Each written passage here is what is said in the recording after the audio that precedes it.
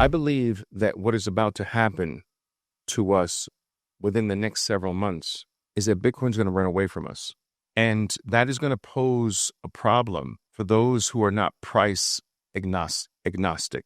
And I believe that it's necessary for us to become price agnostic, which basically means that we can't let price prevent us from continuing to do the right thing.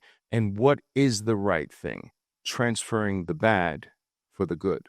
What I was saying earlier is that we have been tricked, we've been duped, we have been fooled. We have been told and indoctrinated and brainwashed into believing that we should go out, become amazingly skilled individuals, become educated. We've been taught to spend hundreds of thousands of dollars on universities and to give all of our experience, all of our knowledge, all of our skill, all of our time, which is what life is made up of. We've been taught to give that over to another man in exchange for a piece of paper that the person that's submitting the piece of paper to us doesn't have to work for. No human being should ever have to work for a money that another man does not have to work for, that another man controls, that another man creates, that another man draws the pictures on. Because when you have a situation like that, guys, you are the slave, and the person who controls the money is the slave master. The slave master says, give me your time, which is your life. Give me your talent. Give me your knowledge. Give me your information. Work for me, and I will give you my coupon. You can't receive another person's coupon, but you can work. As long as you work here, you're going to receive my coupon. I don't have to work for this. You have to work for it, and you have to give it to me. You have to give me your value, and I give you what I don't have to work for. I give you what I can create out of thin air. That creates a slave and slave master relationship. No human being should have to work for another man's money.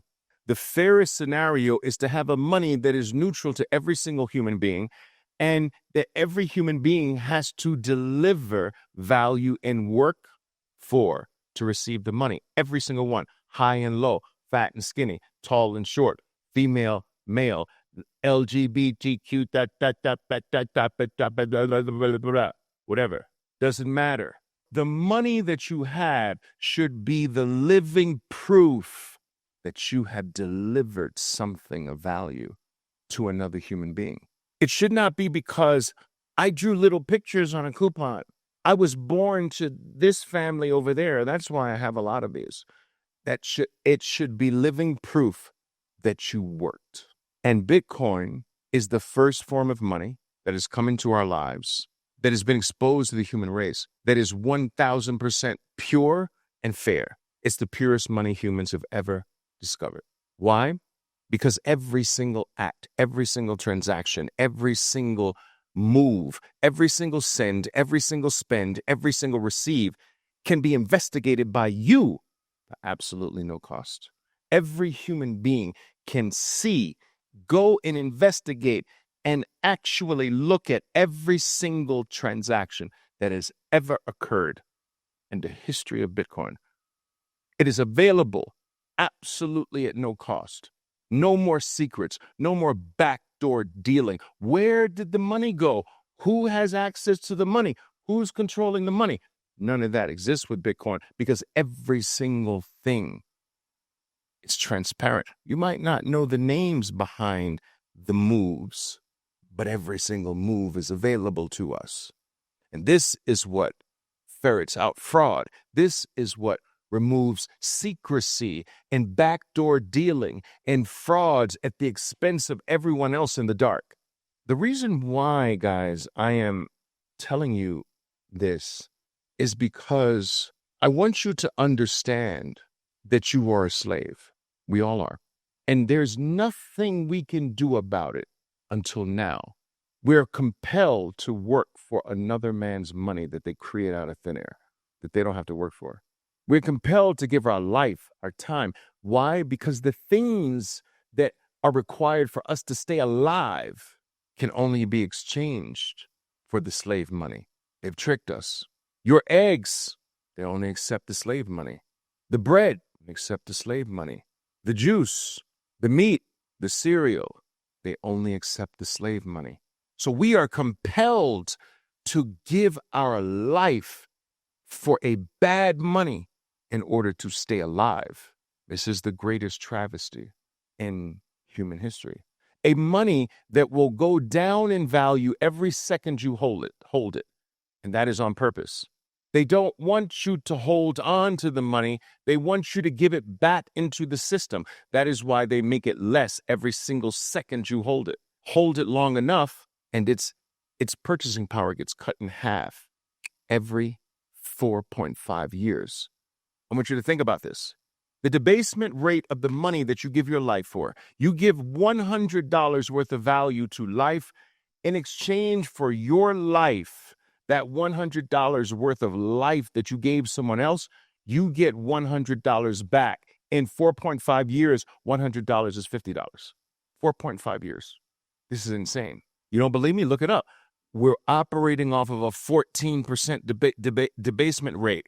That is a factual statistic. Erosion of the U.S. dollar from 1913 to today has on average 14%, which means that every year your value, the dollar, drops by 14%. And its power and its ability to do something for you, it loses 14% of that ability to do something for you every year of your life. Calculate 14% a year. Look it up on AI or something like that. What's the half-life of the dollar at 14% debasement a year? And you're going to come up with 4.5 years, something like that. Gold, on the other hand, has a 2% inflation rate, not a 14% inflation rate, and its half-life is 35 years, 34.6 to be exact. So gold is better at retaining value than the dollar. The dollar loses half of its value in 4.5 years. Gold loses half of its value in 34.6 years. But Bitcoin never loses its value. In fact, it goes the other way. Not only does it not ever lose its value, it increases its value every 4 years of its life like clockwork by a function called the Bitcoin halving. It also increases its value by other things that are not necessarily connected to the Bitcoin halving. It increases its value by loss, human error, death. It becomes more scarce by people dying with their seed phrases in there undiscovered. It increases its scarcity by simple gifting it to the network like Michael Saylor intends to do with his 17,000 Bitcoin. It becomes more scarce by human error, sending it to the wrong address and never to be seen again. It becomes more scarce through something called Bitcoin dust, where the fees are higher to move the Bitcoin than the value of the Bitcoin you intend to move. It's gone forever in this process called dust. It's already scarce without these things. It becomes more scarce, which means that it becomes more valuable over time. It's the only money in the history of the human species that has gone the other way, not down. All money is gold goes down, you lose half your value in 34.6 years. The U.S. dollar, the best fiat currency in the history of all fiat currencies, loses half of its value in 4.5 years. Half. That's crazy. And so what does this have to do with my talk about being price agnostic? It has everything to do with it. Because when is it wrong to want the better thing over the fraud thing? When is it ever appropriate to say, I will keep the fraud and not move it into the righteous, not move it into the good? I think now it's time to hold on to the bad one. When? When is it right to say, I think it's time for me to continue to be raped, to continue to be defrauded? It's time for that now. I want to be defrauded. I want to be debased. It's time for me to want to hold on to the bad and not move it into the good. At what point is that correct? At what point is being a slave the right choice? Never. Do you understand this, people? Never. But Oliver, Bitcoin is at 250,000. Should we wait? This is like saying, should I hold on to the bad? Should I now accept being raped every single second of my life until Bitcoin comes down?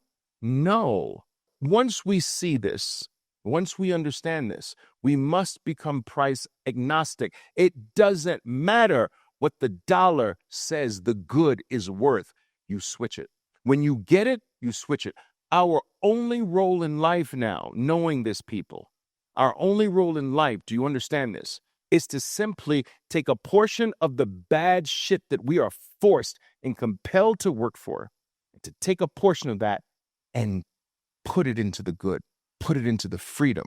We take the slave money and we transmute it to a higher element. It becomes resurrected in a way to a higher force, a more sublime thing. There's no waiting in that. If you have it at the moment and you don't need it, flip it. I don't care if Bitcoin's at 200,000, 500,000, a million, or 1 billion. There is never a moment in time where I'm just going to get raped for the next few months. I'm going to hold on to the bad for the next few months. No, just whenever it happens, whenever you get something from the corrupt system that you don't need to live your life at the moment, flip it. That is life telling you that now is your time. If you don't get something that you don't need, life is telling you now is not the time.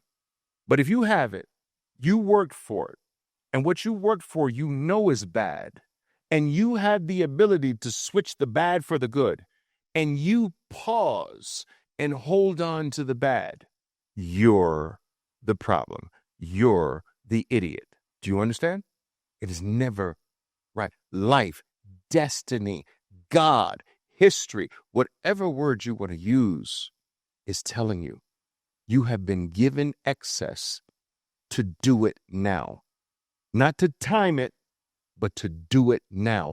Otherwise, Providence would not have given it to you. Now, do you understand what I'm trying to get at, you guys? Being price agnostic? Do you understand this? We must become price agnostic, people.